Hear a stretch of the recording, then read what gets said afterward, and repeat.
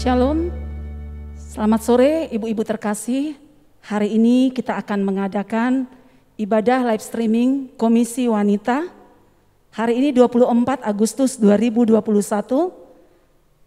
Seperti biasa setiap minggunya kita mengadakan ibadah. Mari ibu-ibu yang di rumah kita siapkan hati kita. Kita memulai ibadah ini dengan lagu pujian. Mari kita bernyanyi.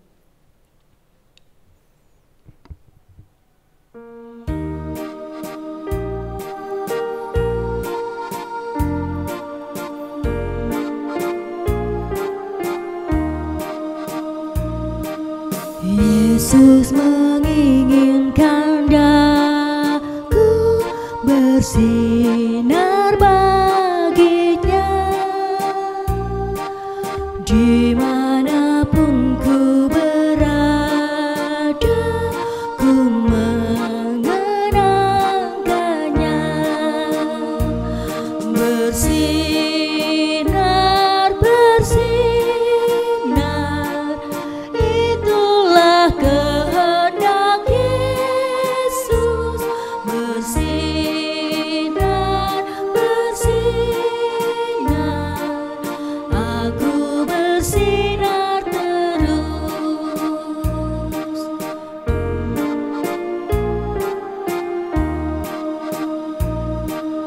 Ku mohon Yesus menolong, menjaga hatiku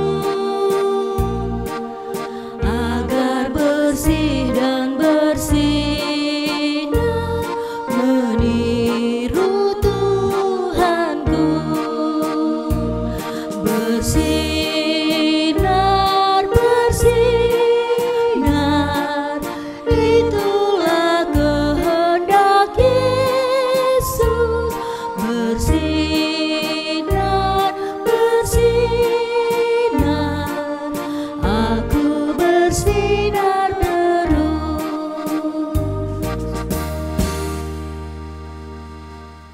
Mari kita bersatu di dalam doa. Bapa di surga, kami mengucap syukur Tuhan untuk hari ini Bapa. Kami para komisi wanita, para ibu yang ada di jemaat Tuhan, kami boleh bersatu hati Tuhan pada sore hari ini untuk melakukan ibadah bersama-sama. Walaupun dalam live streaming Bapa, tapi kami yakin percaya Tuhan selalu hadir beserta kami dimanapun kami berada. Kami mengucap syukur Tuhan untuk hari ini, untuk kesehatan kami, untuk sukacita kami. Juga keluarga kami Bapa, senantiasa kami mau serahkan ke dalam tangan pengasihan Tuhan. Anak-anak kami ya Tuhan, orang tua kami, suami kami Tuhan, dimanapun mereka berada pada sore hari ini Tuhan, kiranya dalam lingkupan-Mu Tuhan. Bapa di surga, kami juga berdoa Tuhan untuk Bapak Pendeta Temi yang akan membagikan firman pada hari ini. Biarlah Tuhan senantiasa Engkau urapi hingga apa yang beliau sampaikan Tuhan boleh juga diterima oleh kami para kaum ibu. Terima kasih Bapa di surga, segala rangkaian acara ini Tuhan kami serahkan ke dalam tangan pengasihan Tuhan, kiranya berjalan sesuai dengan kehendak Tuhan. Di dalam nama-Mu kami berdoa. Haleluya. Amin.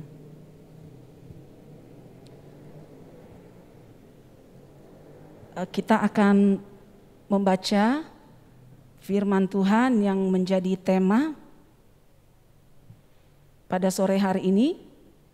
Jangan meremehkan peran ibu, peranan seorang ibu dalam kehidupan seorang anak. Saya akan membacakan pada Mazmur 127 ayatnya yang keempat. Seperti anak-anak panah di tangan pahlawan, demikianlah anak-anak pada masa mudanya. Demikian firman Tuhan buat kita hari ini.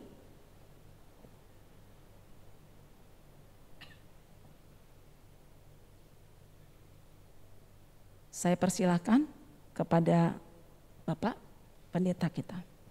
Ya, Baik, terima kasih Bu untuk kesempatan diberikan. Shalom ibu-ibu yang dikasihi dalam Tuhan. Shalom. Ya, kita bersyukur karena di sore hari ini 24 Agustus 2021 kita boleh kembali bertemu dalam ibadah Komisi Wanita GKI Sumut Medan, dan teristimewa.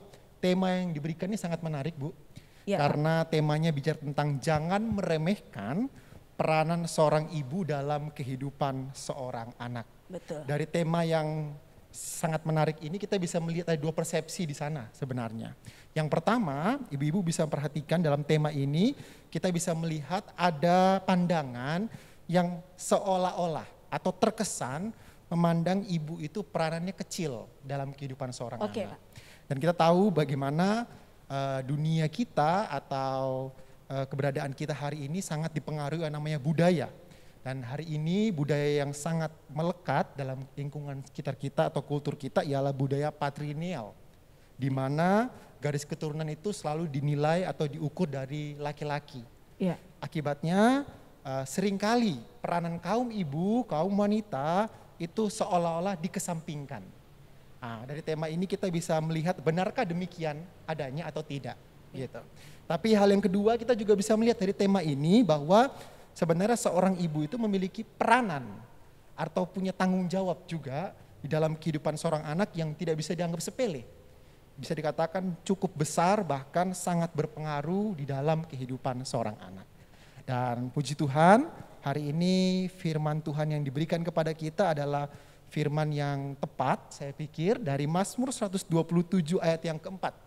Yang ibu-ibu tadi sudah baca bersama-sama, di mana dikatakan seperti anak-anak panah di tangan pahlawan, demikianlah anak-anak pada masa muda. Ya, ibu-ibu yang dikasih dalam Tuhan, teks ini secara sederhana kita tahu kalau di ayat yang pertama itu disebut sebagai nyanyian ziarah Salomo. Siapa yang tidak mengenal Raja Salomo? Salah satu raja yang termasuk masyhur, hebat, begitu terkenal hikmatnya pada masa itu. Di kalangan orang Israel hanya terkenal dua raja yang terbesar, yakni yang pertama Daud, ayah atau bapak dari Salomo, dan yang kedua Salomo.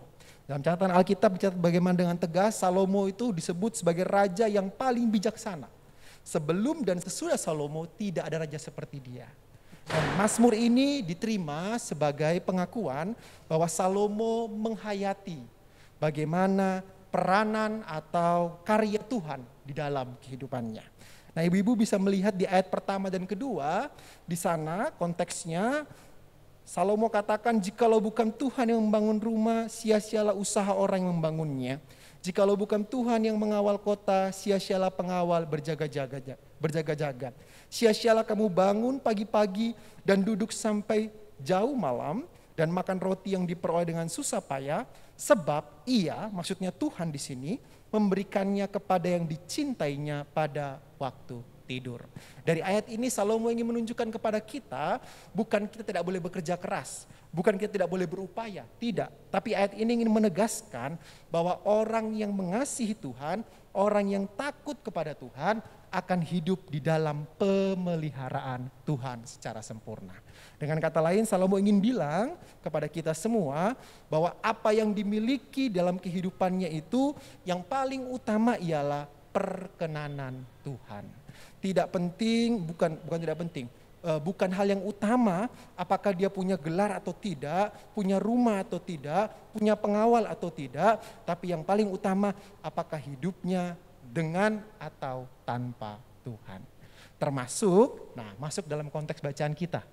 Di ayat yang ketiga dan keempat, Raja Salomo menunjukkan kepada kita semua bahwa anak-anak itu adalah milik pusaka Tuhan. Saya bacakan ayat 3 untuk kita semua.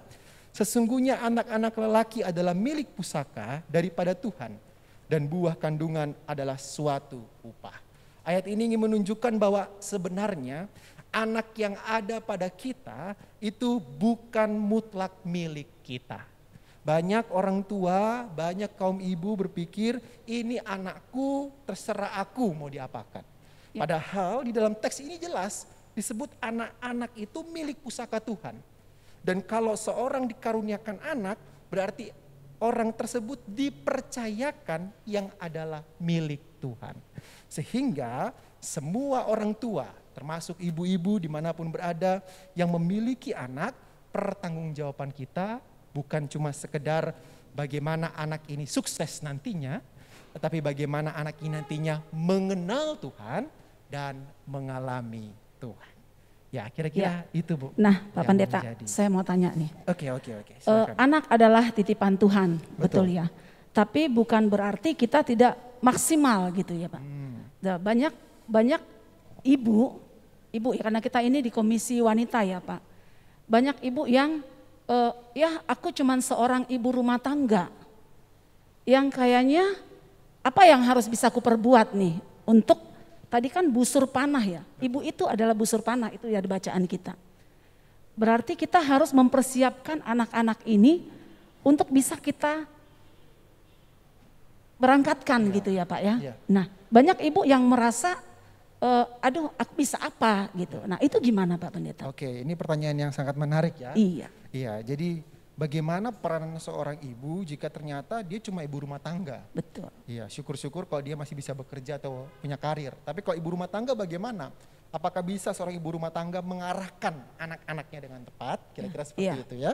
Iya, di dalam ayat yang keempat ditunjukkan di sana ibu-ibu yang dikasih dalam Tuhan, seperti anak-anak panah di tangan pahlawan, demikianlah anak-anak pada masa mudanya. Artinya apa? Dalam hal ini pemazmur ingin menunjukkan bahwa anak-anak itu gambarannya anak panah, sementara orang tua di sini digambarkan seperti pahlawan yang melontarkan anak panah itu. Dalam hal ini tidak ditunjukkan apakah orang tua itu punya pekerjaan seperti apa, tidak. Tetapi semua orang tua itu pahlawan dalam pengertian harus tahu arah kemana anak-anak itu dibawa. Dalam sebuah tafsiran yang menarik saya baca di situ dijelaskan begini. Dalam teks ini digambarkan hubungan antara Tuhan, orang tua, dan anak. Ya. Dalam hal ini anak pemberian Tuhan. Betul. Orang tua dipercayakan anak. Oleh sebab itu orang tua harus mengarahkan anak kepada Tuhan. Nah, Oke. di sini dia. Masalahnya hari ini banyak orang tua hanya mengarahkan anak kepada prestasi-prestasi yang diakui di mata dunia. Tapi tidak menonjolkan sisi di mana mengejar Tuhan, mencari Tuhan yang utama dalam kehidupan anak tersebut. Akibatnya anak itu dilatih supaya menjadi pintar secara akademis, tapi tidak cerdas secara rohani. Wah, ini akan menjadi agak Bahaya ya, Pak ya? Agak bahaya, betul Bu, betul Bu. Sementara Alkitab menunjukkan ini pahlawan gitu. Jadi bukan sekedar orang biasa. Ya. Dan perhatikan di sini dengan baik bahwa ibu ini digambarkan, orang tua di sini digambarkan sebagai pahlawan yang mengarahkan anak panah ini. Dan perhatikan anak panah zaman dulu dengan zaman sekarang berbeda. Ibu. Kalau zaman dulu anak panah itu dibentuk dengan tangan. Dan bukan hanya dibentuk dengan tangan, anak panah itu harus diasah, dipertajam, kemudian anak itu dibentuk sedemikian rupa supaya anak panah itu mempunyai fungsi seperti yang dipakai oleh pemanah tersebut.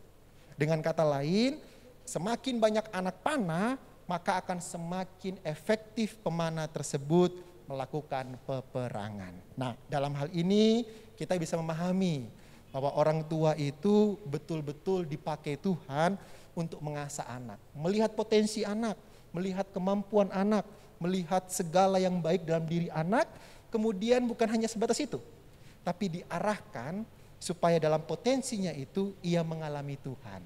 Ya, kira-kira seperti itu. Nah Pak Pendeta, Ya, saya pernah membaca.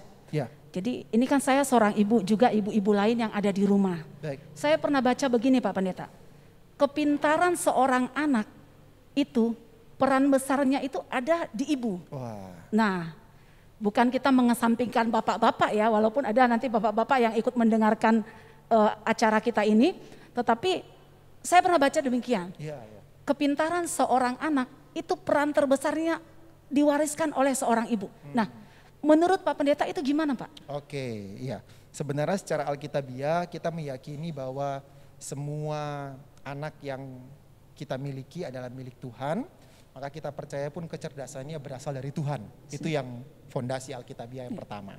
Tapi yang kedua, kita nggak boleh memungkiri fakta bahwa secara penelitian pun ada penelitian seperti Ibu sampaikan. Oh gitu ya. Iya, dalam pencarian saya kemarin waktu mempersiapkan firman Tuhan ini menarik menurut sebuah jurnal Medical Research Council Social and Public Health Science Unit, itu sejak tahun 1994 meneliti 12.000 lebih orang dari usia 14 sampai 22 tahun mengenai IQ orang tersebut, ras, pendidikan, status sosial ekonomi seorang anak itu, kemudian dihubungkan dengan genetik. Dan ini mengejutkan hasilnya.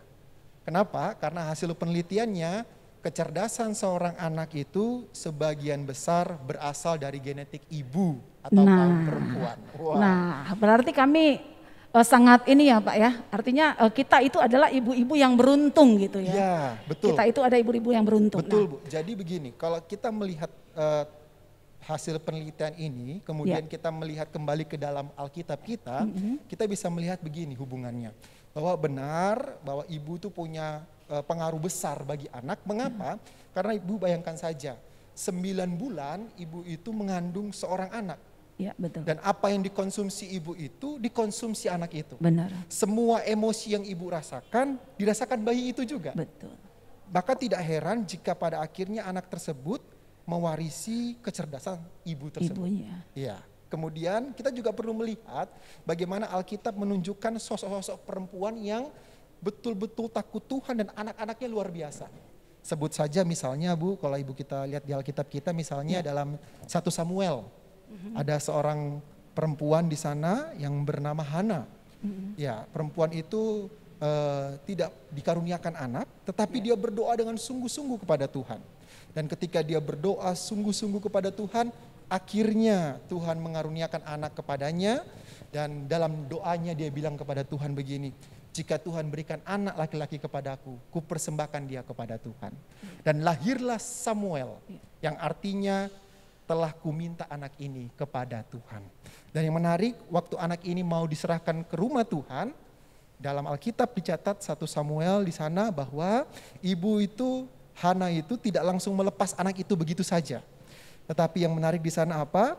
Di dalam Alkitab dicatat bahwa si Hana merawat dulu anak itu, membiarkan Samuel sampai cerai susu. Kemudian baru mempersiapkan anak itu menuju rumah Tuhan untuk diasuh oleh Imam Eli. Dan akhirnya dalam sejarah Alkitab dicatat dengan tegas, Samuel kemudian kelak menjadi nabi dan hakim yang terbesar juga di kalangan Israel. Di balik Samuel yang berhasil, ada peran seorang ibu yang takut akan Tuhan. Ya. Jadi kembali ya Pak ya, berarti memang benar. Enggak hanya teori, tapi peran ibu itu sangat besar. Ya. Ibu-ibu pada umumnya, juga ibu-ibu yang di rumah, itu kan apalagi sekarang Pak ya, masa daring gitu ya Pak. Pagi sampai malam itu ibu ya. Katakanlah kalau papanya mungkin berangkat bekerja. Oke. Nah itu kan berarti ibu ini harus satu sosok yang kuat Pak. Betul. Satu sosok yang apa-apa semuanya harus serba energinya positif. Kenapa? Karena kita membagi energi kepada anak-anak. Tetapi kan Pak, kembali lagi ibu itu kan lemah ya. Lemah, emosinya gampang goyang. Makanya ibu kadang-kadang gampang marah. Nah, kita juga kadang-kadang seorang ibu itu apalagi yang harus kulakukan. Nah, kalau kita mengajari anak, and then ibu itu yang ngajarin siapa Pak? Ya, ini pertanyaan unik ya. Kalau emang ibu tugasnya mendampingi anak, merawat anak, mengasuh anak, memberi yang terbaik. Pada akhirnya ibu ini energi dari mana? Betul. Sumbernya dari mana? Betul. Ya, ya ibu-ibu yang dikasih dalam Tuhan, Komisi Wanita GKI Sumut Medan. Ya, kita perlu memahami bahwa kekuatan yang terbesar bukan berasal dari diri kita sendiri. Ini hal yang penting. Mengapa? Karena sejak kejadian pasal 3 mencatat manusia itu dalam dosa, semua kita lemah oleh dosa dan keberadaan diri kita. Semua kita rentan dengan godaan. Tapi syukur kepada Allah dalam Kristus Yesus yang sudah datang, menderita, mati dan bangkit. Sehingga karya keselamatannya memungkinkan setiap kita menaruh harapan kita kepada Kristus. Dengan kata lain saya ingin bilang begini, bahwa ibu-ibu pun kita semua selama kita menaruh hidup kita dalam tangan Tuhan, maka kita punya kekuatan tiap-tiap hari untuk menghadapi apapun. 1 Petrus pasal 5 ayat 7, Rasul Petrus pernah berkata kalimat yang menarik.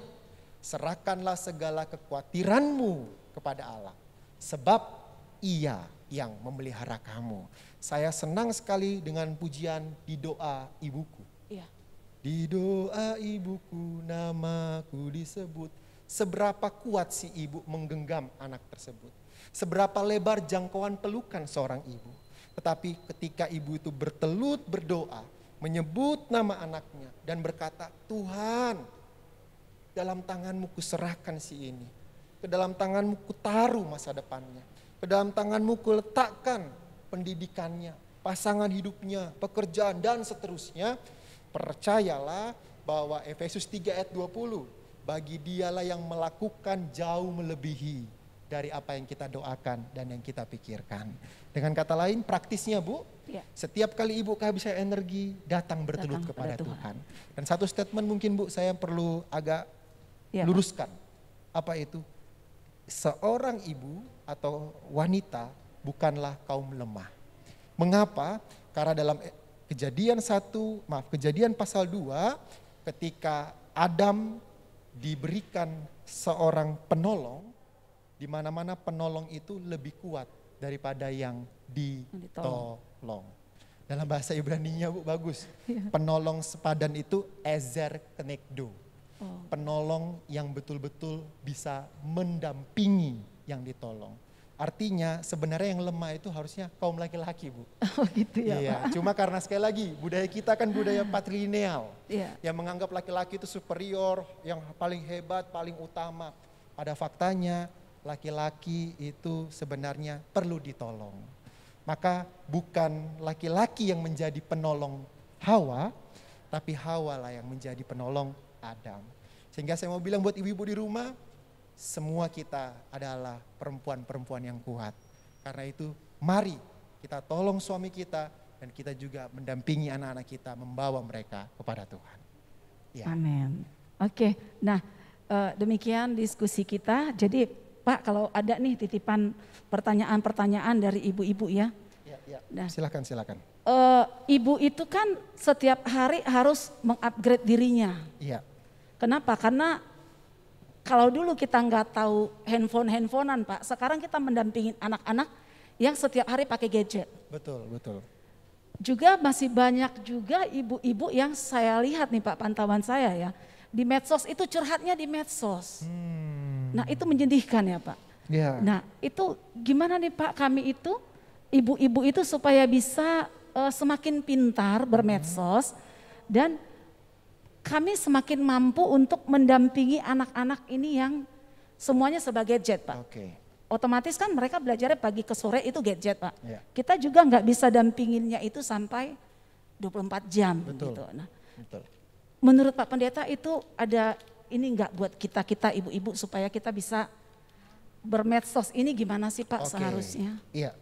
Jadi sebenarnya menjawab pertanyaan yang sangat praktis ini, ibu-ibu yang dikasih dalam Tuhan, terlebih khusus kita yang di rumah masing-masing, kita harus memahami esensi bermedia sosial. Bermedia sosial itu bukan cuma sekedar menyatakan eksistensi kita. Karena banyak orang berpikir media sosial itu ajang eksistensi. Sehingga apa yang ditampilkan di media sosial itu seolah-olah diri kita. Padahal saya mau katakan sebenarnya media sosial itu hanya bagian kecil dari keberadaan kita. Dan yang menjadi masalah ialah karena media sosial itu terbatas, maka lebih bagus kita tidak perlu mengupload hal-hal yang bisa membuat orang memiliki multitafsir. Begitu. Nah lalu gimana Pak kalau kita punya perasaan tidak enak, kita punya perasaan yang gundah gulana, kepada siapa kita harus curahkan? Kan rata-rata ke media sosial kan? Yeah. Begitu. Matius 11 ayat 28 Yesus pernah katakan, marilah kepadaku semua yang letih lesu dan berbeban berat. Aku akan memberikan kelegaan kepadamu. Nah ayat ini menjadi fondasi bahwa setiap ibu-ibu lelah, letih datang kepada Tuhan. Banyak media Bu. Di media sosial itu bukan cuma ada fitur untuk kita mengupdate status. Tapi ada fitur kita juga bisa mendengarkan lagu-lagu rohani, khotbah-khotbah rohani, penguatan-penguatan. Dan saya sangat menekankan untuk parenting secara khusus untuk ibu-ibu bisa meningkatkan tentang gospel center parenting. Di mana Injil itu menjadi titik tolak, titik ukur dalam kita mengasuh atau mendidik anak.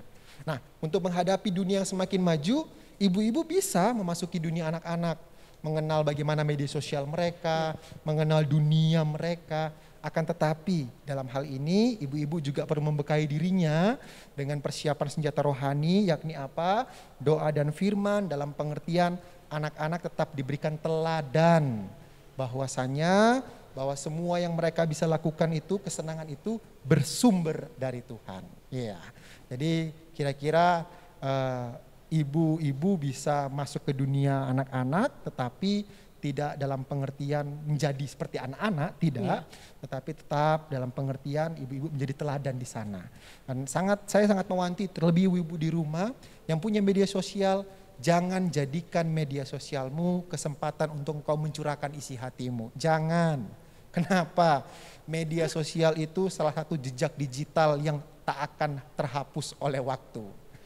Iya, kita upload hari ini bisa jadi cucu kita yang buka. Betul. Puluhan tahun lagi. Iya kan? Jadi curhatnya jangan di medsos ya Pak. Betul, Bu. Curhatnya sama Tuhan. Iya, berdoa, menangis. Dan saya ingat waktu saya masih kecil, Bu, setiap kali saya sakit atau saya punya kelemahan tubuh, orang tua saya, mama saya selalu mengajak saya berdoa. Jadi menarik, doanya tidak bilang, ayo lipat tangan, tidak. Tapi dalam keadaan saya berbaring, mama saya membisikkan di telinga saya doa yang pendek dengan kalimat, Tuhan tolong sembuhkan si ini. Tuhan tolong ini. Dan itu menjadi pesan yang kuat untuk di kemudian hari kelak saya bisa mendoakan orang lain. Karena saya belajar dari ibu saya yang setiap dia melihat kesulitan yang saya alami, bukan dengan cara apa yang dia pikir baik, tetapi dengan cara dia bilang, Tuhan tolong anak ini. Wah ini. Jadi Luar saya pikir biasa. ini penting juga ya untuk betul, ibu-ibu bisa lakukan secara khusus di rumah masing-masing. Ya.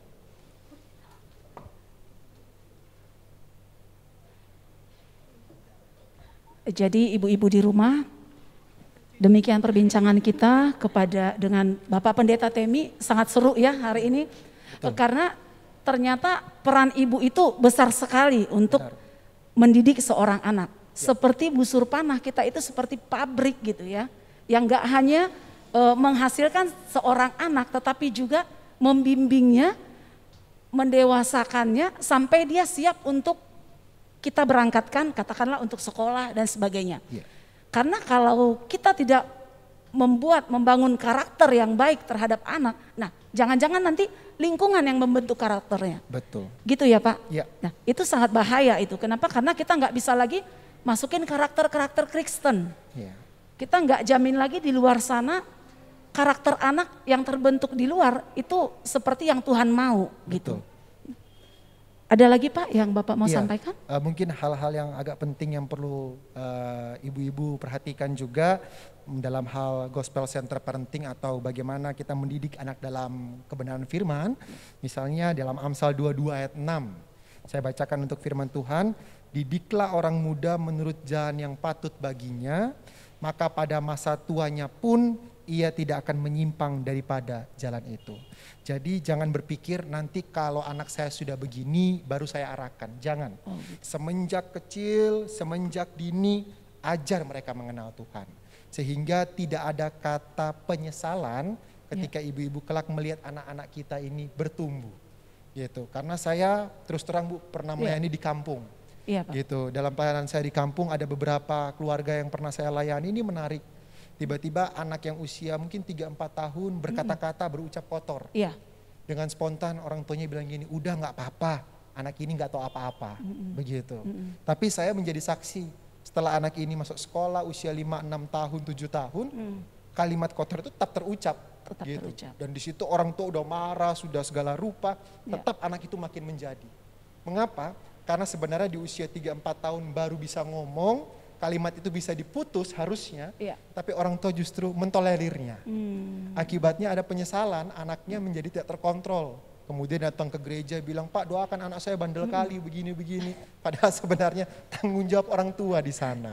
Dan yang paling mengerikan ialah tatkala rupanya anak itu menyerap dari orang tua yang berkata seperti itu. Wah, Gitu itu dia. bahayanya Pak. Iya, jadi saya pikir itu penting. Amsal 22 ayat 6, didiklah orang muda menurut jalan yang patut baginya, bahkan pada masa tuanya pun ia tidak akan menyimpang. Artinya kalau kita mau mencari orang tua Kristen yang setia, itu dimulai dari mana? Sejak dini dididik setia ikut Tuhan. Baru yang terakhir saya juga mengambil ayat firman Tuhan dari Efesus. Efesus 6 ayat 4, di situ bunyinya demikian. Dan kamu bapak-bapak, janganlah bangkitkan amarah dalam hati anak-anakmu, tetapi didiklah mereka di dalam ajaran dan nasihat Tuhan. Ada dua hal yang di sana diperhatikan, bukan masalah tidak membangkitkan amarah, tetapi masalah didik mereka. Dalam ajarannya ada, tapi nasihatnya juga ada, dan semua ini di dalam Tuhan. Kalau anak kita melakukan sesuatu yang baik, berikan reward kepada dia. Berikan pujian, pintar sekali kamu nak, gitu. Baik sekali perbuatanmu. Tapi ketika anak itu menyimpang, tidak sesuai dengan prinsip firman Tuhan, jangan segan untuk seorang ibu berkata apa adanya. Jangan ibu itu pendam dalam hati dan bilang ada, nanti biar aja lah Tuhan yang tegur, Tuhan yang atur, Tuhan yang begini. Jangan, orang tua itu pahlawan. Mari orang tua bersama-sama mengarahkan anak-anak itu tepat seperti yang Tuhan kehendaki. Sehingga dalam hal ini ajaran dan nasihat bicara apa? Bicara soal penghargaan kepada anak yang melakukan hal yang baik, reward. Tapi juga memberikan penghukuman dalam pengertian kita memberikan hajaran yang tepat ketika anak itu tidak seperti yang Tuhan kehendaki. Sehingga keduanya ini balance, tidak boleh salah satu lebih berat, tapi harus berjalan bersama-sama. Ya, kira-kira itu Bu, menjadi hal yang penting yang perlu kita perhatikan. Oke, terima kasih Pak Pendeta. Ya. Saya simpulkan ya Pak. Ya, silakan. Iya, ibu-ibu di rumah, ibu-ibu komisi wanita, hari ini kita sudah mendengar banyak apa yang peranan kita sebagai seorang ibu. Jadi yang pertama itu kita itu adalah teladan, contoh buat anak-anak. Jadi kita ini adalah role modelnya gitu ya. Jadi kita harus mencontohkan yang baik. Seperti bermedsos tadi ya, kita harus bijak juga Pak. Orang tua itu jadi contoh bagaimana bermedsos sehingga anak-anaknya mengikuti yang baik juga. Demikian juga kehidupan kita sehari-hari. Kita harus mencontohkan bagaimana kita taat terhadap Tuhan. Bagaimana sikap seorang ibu setiap harinya sehingga anak-anak bisa lihat. Nah itu ya Pak yang pertama.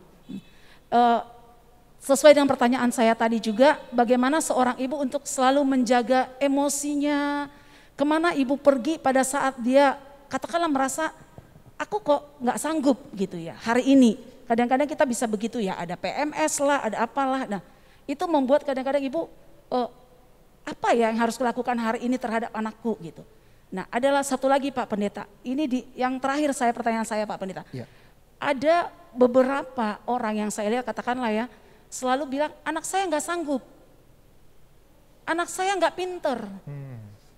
Nah itu semua kan hal yang negatif ya Pak. Betul. Dan terjadilah seperti yang dia pikirkan, anaknya beneran nggak pinter. Nah itu gimana Pak?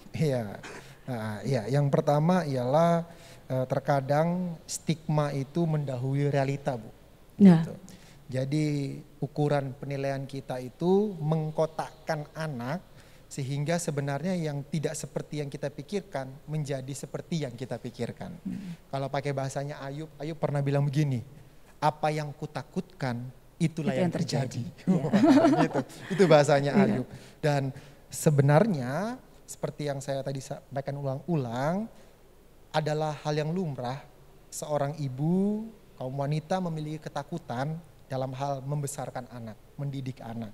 Akan tetapi kembali lagi, kalau kita mengingat gospel center parenting, di mana Injil menjadi titik tolaknya, kita belajar dari tokoh-tokoh wanita dalam Alkitab yang menunjukkan pola asuh yang baik bahkan di tengah-tengah segala ketakutannya.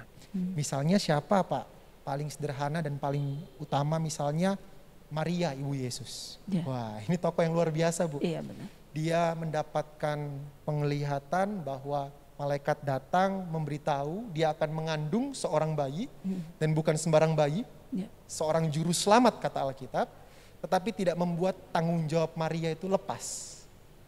Alkitab mencatat setiap kali ada hal spektakuler terjadi, baik para gembala datang, para majus datang, kemudian Yesus hilang di Bait Allah umur 12 tahun, setiap ada peristiwa-peristiwa yang luar biasa terjadi, Alkitab menunjukkan Maria tidak berkomentar asal, Bu. Tapi Alkitab berkata, Maria menyimpan segala sesuatu di dalam hatinya. Mengapa? Karena Maria merenungkan apa maksud pekerjaan Tuhan di tengah-tengah keberadaan anaknya Yesus ini. Dan Alkitab juga mencatat dalam Lukas pasal yang kedua, ayat 51 sampai 52, Yesus toh tetap hidup dalam pola asuh Maria sampai di usia yang ke-30 tahun ketika ia siap melayani. Apa yang kita bisa lihat di sana? Bahwa seorang ibu di sana memiliki peran yang luar biasa. Sekalipun dia tahu Yesus ini adalah bayi yang dinubuatkan ribuan tahun, dia adalah Mesias, dia adalah juru selamat, tidak membuat Maria kehilangan kapabilitasnya dalam hal mengasuh Yesus. Dia tetap memberikan tenaganya, curahan kasih sayangnya kepada Yesus. Bahkan waktu Yesus mati di atas kayu salib, seluruh muridnya pergi lari meninggalkan Yesus. Alkitab menunjukkan Maria ibu Yesus tetap bersama Yesus di sana. Ini kasih yang luar biasa dari seorang ibu. Saya harap ibu-ibu yang ada di rumah pun memiliki kasih yang demikian, Bu. Ya. Kasih yang terus. Maka ada kalimat yang sering dikutip orang kan, kasih satu orang ibu cukup untuk 10 orang anak. Ya. Tapi kasih 10 orang anak tidak pernah cukup untuk satu orang ibu. Iya, jadi saya harap biasa. ini ya menggugah hati kita kan. Iya, luar biasa, Pak. Luar biasa pekerjaan ini, iya. Nah, luar biasa juga di diskusi kita dengan Pak Temi. Nanti kita akan, kayaknya Pak Temi sekali lagi kita harus bahas parenting nih, Pak. Gospel parenting ya. Ya karena seru banget ini. Oke, jadi ibu-ibu kita harus menyadari kita itu adalah orang yang kuat. Seperti Pak Pendeta bilang tadi, tidak ada wanita yang gak kuat. Kuat maka sanggup jadi penolong. Kuat maka sanggup menjadi role model buat anak-anak. Ibu-ibu semua juga kuat, maka sanggup boleh ada pada saat ini sampai hari ini membesarkan anak-anak gak cuma satu ya. Ada yang ibu anaknya sampai 10 gitu, tetapi bisa. Kita kembali datang kepada Tuhan pada saat kita merasa perlu kekuatan tambahan, support ya Pak ya. Kita perlu dikuatkan lagi, kita datang kepada Tuhan. Sampai ketemu nanti di selanjutnya, parenting selanjutnya dengan Pak Temi nih, nanti ke panitia akan saya sampaikan juga ya Pak ya. Demikian bincang-bincang kita, begitu besarnya peranan seorang ibu terhadap anak-anaknya. Ibu-ibu di rumah, pada sore hari ini kita akan melanjutkan ibadah kita. Mari kita mempersiapkan persembahan. Persembahan nanti akan dikirimkan kepada yang ada tertera di layar ya, khusus untuk Komisi Wanita. Kita angkat pujian kita selanjutnya sambil kita menyerahkan persembahan nanti melalui layar di depan ini.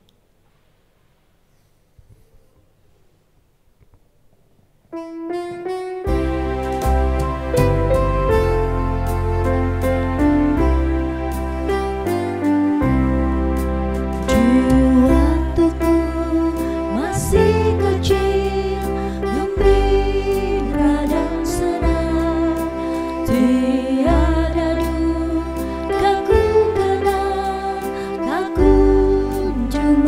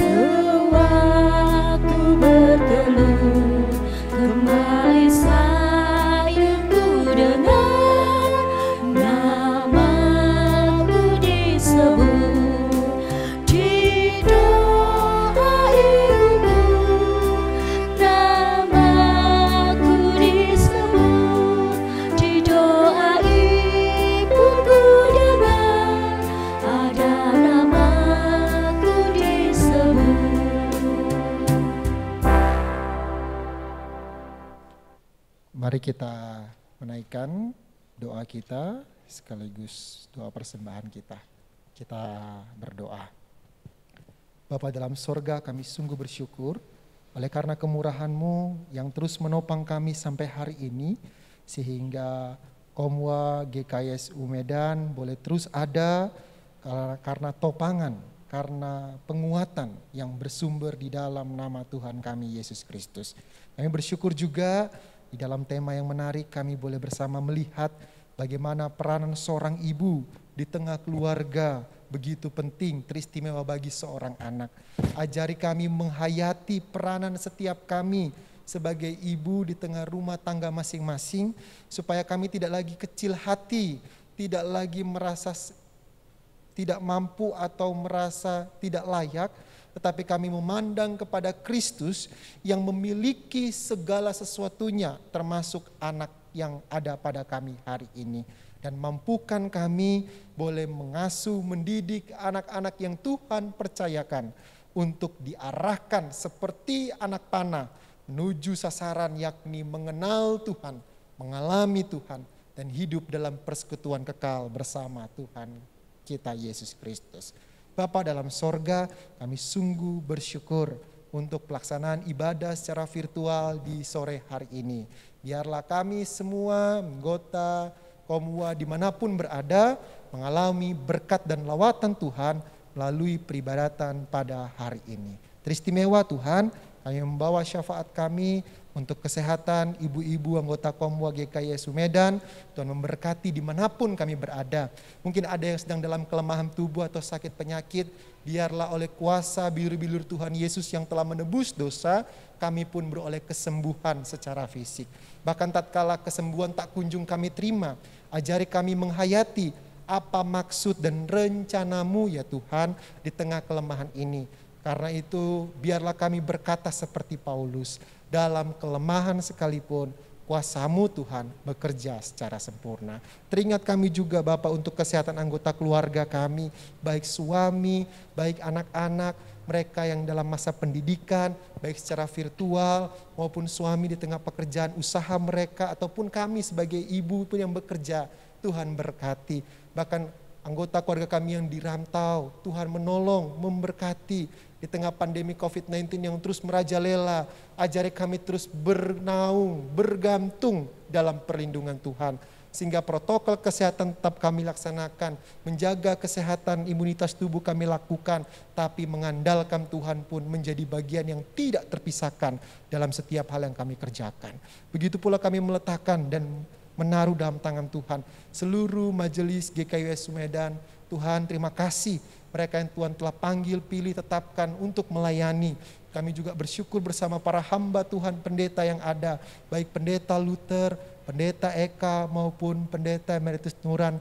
Terima kasih anugerah-Mu yang memberi setiap pendeta ini karunia untuk boleh bersama-sama kami berjalan mewujud nyatakan hadiran persekutuan Kristus di tengah dunia ini.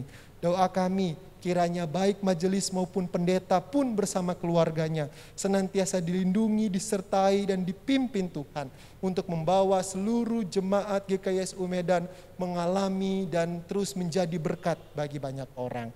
Kami yakini oleh anugerah dan pertolongan-Mu kami dimampukan dan akan senantiasa ditolong Tuhan. Tak lupa juga kami meletakkan dalam tangan Tuhan baik KSB dari Komisi Wanita, pengurus yang ada, terima kasih. Mereka yang telah menyiapkan segala sesuatunya, tim multimedia GKSU, terima kasih Tuhan. Kami yakin jerih lelah mereka tidak sia-sia. Tim musik yang ada, semua yang menaikkan pujian, semua yang telah memberikan persembahan syukur kepadamu. Tuhan, terimalah, pakailah ini, kuduskanlah, supaya apa yang kami persembahkan menjadi sesuatu yang harum, berkenan di hadapan-Mu. Dan di mana kami memberikan dengan tulus ikhlas, Tuhan berkuasa penuh membuka tingkap-tingkap langit untuk mencurahkan berkat dari sorga bagi setiap kami. Tak lupa, gumul kami bersama bangsa ini Tuhan, di tengah-tengah penanganan pandemi COVID-19, PPKM level 4 yang berlaku di Medan, bahkan di beberapa wilayah Indonesia. Kami prihatin, kami berduka cita. Sebagai gereja-Mu Tuhan, kami tidak bisa tinggal diam. Ajar kami menaruh empati di tengah-tengah duka cita bangsa ini. Dan terlebih dari itu, buat gerejamu senantiasa menerapkan protokol kesehatan. Karena kesejahteraan bangsa ini adalah kesejahteraan umat Tuhan juga.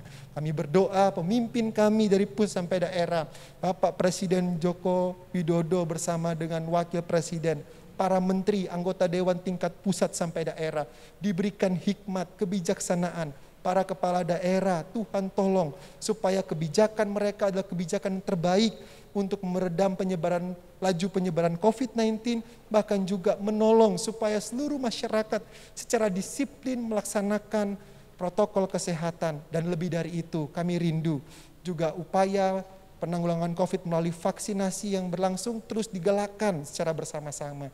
Sehingga secara simultan kami percaya ini menjadi upaya yang efektif yang Tuhan pakai untuk menekan laju penyebaran COVID-19 di Indonesia. Kami berdoa kiranya pemerintahan Sumatera Utara maupun pemerintahan Kota Medan diberkati Tuhan. Dan kami sebagai anak Tuhan, jadikan kami garam dan terang dunia di tengah-tengah pekerjaan, usaha, bahkan apapun yang kami lakukan. Terima kasih Bapa, inilah seluruh syafaat kami. Ada banyak hal yang ingin kami sampaikan, tapi lebih dari itu Tuhan melihat, Tuhan mengenal, dan Tuhan akan menjawab setiap doa kami tepat seperti yang Tuhan kehendaki. Inilah doa kami yang kami naikkan di dalam nama Tuhan Yesus, Tuhan yang telah mengajar kami doa Bapa kami. Bapa kami yang di sorga, kuduskan namamu, datanglah kerajaanmu, jadilah kehendak-Mu di bumi seperti di sorga. Pada hari ini makan kami yang secukupnya, dan ampunilah akan segala kesalahan kami, seperti kami juga mengampuni orang bersalah kepada kami. Dan jangan membawa kami ke dalam pencobaan, tapi lepaskanlah kami daripada yang jahat. Karena Engkau punya kerajaan dan kuasa dan kemuliaan sampai selama-lamanya. Amin. Arahkan hati dan pikiran kita, pulanglah ke tempat kita masing-masing, dan terimalah berkat Tuhan. Tuhan memberkati engkau dan melindungi engkau. Tuhan menyinari engkau dengan wajah-Nya dan memberi engkau kasih karunia. Tuhan menghadapkan wajah-Nya kepadamu dan memberi engkau damai sejahtera. Amin. Bapa, terima kasih.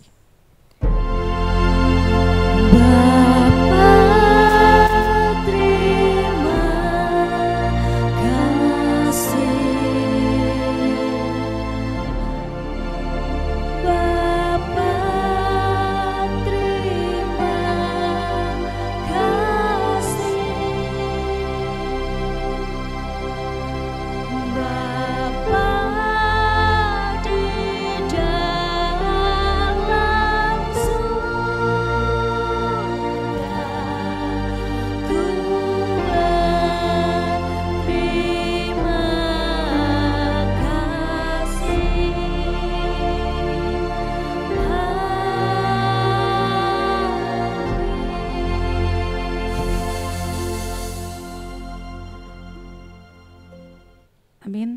Terima kasih Pak Pendeta Temi. Terima kasih juga ibu-ibu di rumah. Ibadah kita sore hari ini sudah selesai. Sampai bertemu di ibadah Komisi Wanita selanjutnya. Shalom dan salam sehat.